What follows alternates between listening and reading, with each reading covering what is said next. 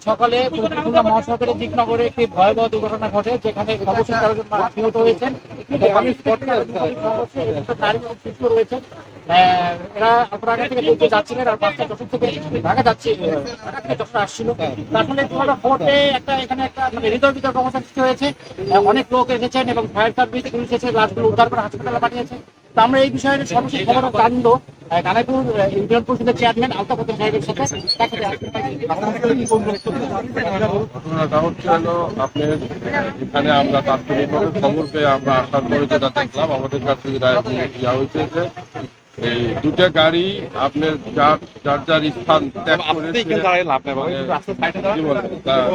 একই লাইনে চলে যাওয়ার কারণে এই সংঘর্ষটা হয়েছে। আমাদের কাছে মনে হয়েছে যে এটা একটা, আর এখানে আরেকটি সমস্যা আছে, এই রাস্তাটা একটু সমস্যা আছে। রাস্তাটা ওই এখানে ওই গাড়িগুলো কন্ট্রোল করা খুব কঠিন হয়ে যায়, এটা একটা সমস্যা আছে। আর আরেকটা হচ্ছে যে এই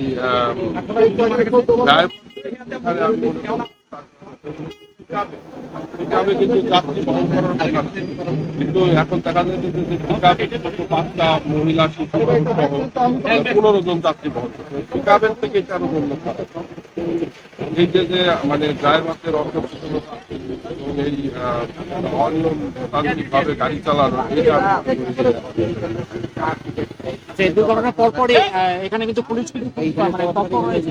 এখন এখানে গাড়িগুলো সেই ক্ষেত্রে যানজট নিয়ে শুরু করছে। পেয়েছি আমার তাতে কিন্তু শুনবো দুর্ঘটনার পর আপনারা কি দেখতে পেলেন আর এখন কি অবস্থা?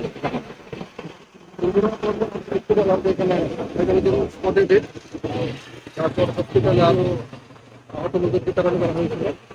ইতিমধ্যে আমরা ওইখান থেকে কত আরো 2 জনের মৃত্যুর সংবাদ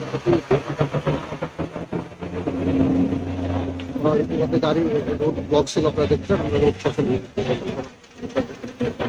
এখন যানজটের কি অবস্থা? যানজটের কি অবস্থা?